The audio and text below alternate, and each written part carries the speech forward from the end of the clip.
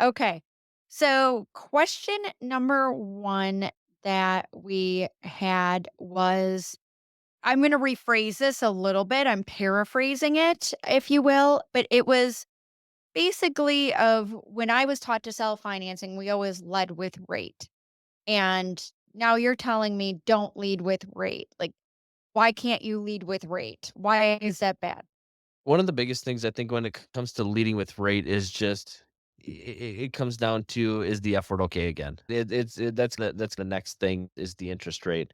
I just personally, you just need to know like what the can I afford this monthly payment? Because again, our consumers today are conditioned now more than ever, like I said before, to purchase on monthly payments. You can buy a beautiful sweater on Amazon for 3 easy payments. Nobody's necessarily looking at what the interest rate is, but if they were to see maybe what that interest rate is, it could become an objection. So it's not that you don't tell the customer what the interest rate is. You wanna make sure you cover everything with them, but you just need to make sure that the customer understands what that payment's gonna be. 100%. And even to layer on top of that a little bit is, let's say you are in a situation where I sold Bill a project and I promised him a 2.9 interest rate. I don't know what Bill's credit is, right? Where are Every you finding that? I would like to find that. Can sign me up. A whole house of projects.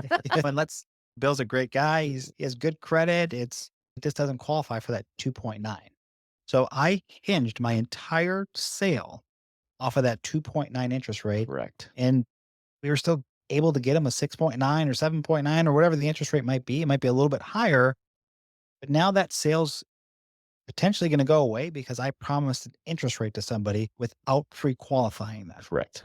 Versus I could still accomplish the same exact thing by giving him that payment range where that 2.9 works, but where also a 9.9 or 10.9 or 11.9 works. So that way, yes, rate's Correct. important. Don't get me wrong. It's so much easier to have that conversation. Bill, help me understand. You said you were comfortable with this monthly payment, right? Correct. We were able to get you that, right? So here's the thing, Bill. If you're able to pay a little bit more on this loan, there's no prepayment penalty in this loan.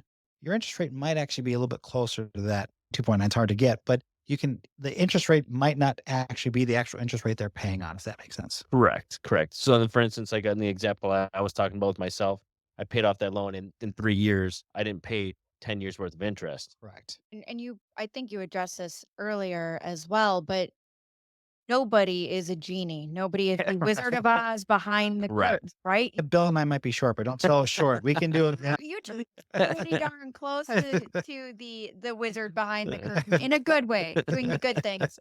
But genuinely, like Yeah. even a homeowner, what they think their credit may be, it may not be that, and then Yeah. you just can't determine what somebody's rate is going to be simply by a verbal conversation. That's not up Correct. to us as humans, and it's not even, it's based on that many factors for that Absolutely. particular Correct. lender. It's a slippery, slippery slope. But again, I could lecture on that another time.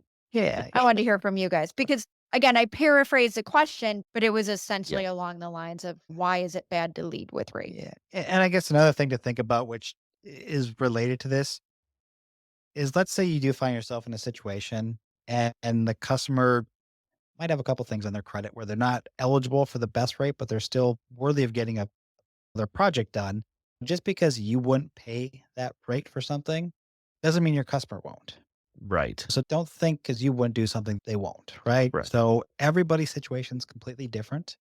And just, your job as a rep is to provide affordability options to that customer. Maybe that might not be affordable to you, but they could be affordable to them. Correct.